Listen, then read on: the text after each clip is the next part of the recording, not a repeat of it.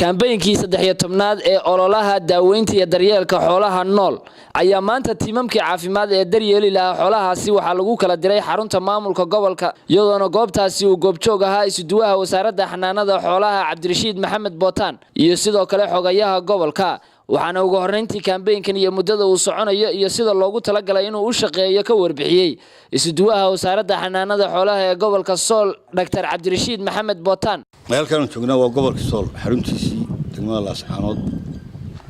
ugu horreyntii tiimamka xubnaha gobolada maayirka degmada Boocame xogayaha gobolka Sool shaqaalaha kale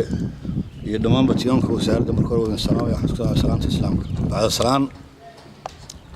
maanta waxaa loo baxayaa kambaynkii BBR-ka iyo CBB-ga xanuunka le susumka BBR baa loo yaqaan hadiya jeer marka xanuunka susumka ama halkan kaneecada looga yaqaano iyo furuqa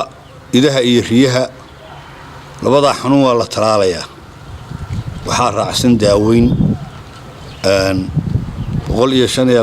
250 kun oo neef ah oo ari iyo riyo isugu jira 70 kun oo geel ah 5 kun oo lo ah iyagana waa la daaweynayaa dadweynaha ku dhaqan gobolka Sool iyo nawaaxigiisa siiba degmooyinka Aynaba Laascaanood Taleex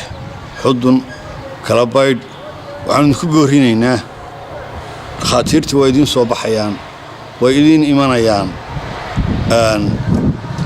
daawooyin bay idin sidaan talaal bay idin sidaan waxaan ku boorinayaa inaad bifadlakum aad xoolaha ka daweysataan kana talaalataan waayo dib bay nagu tahay annaga mar allaale marka tiimamku ay shaqadoodu dhammaato baarheermigu waxay noo keenaa xoolo dhaqto nool yimaadaan cabasho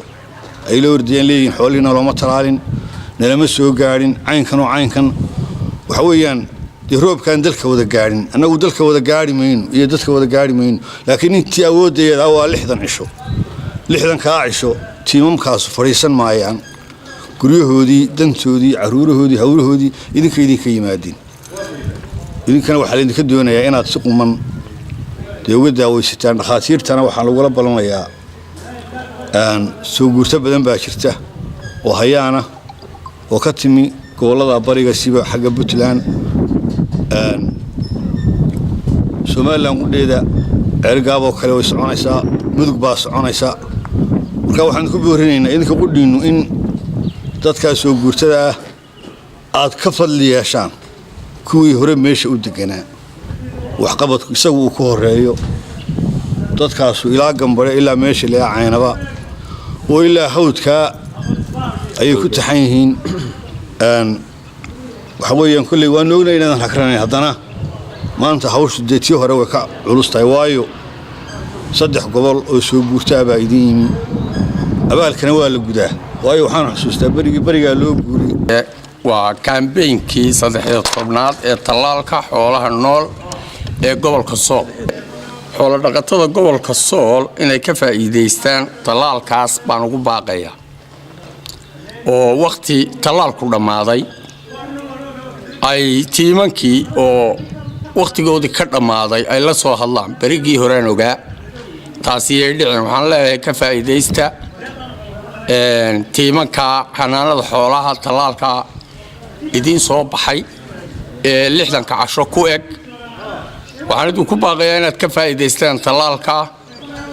intii la gaarsiin karo kullayn cayiman weeye tiro weeye Samiir Saciid Bulsha TV Laascaanood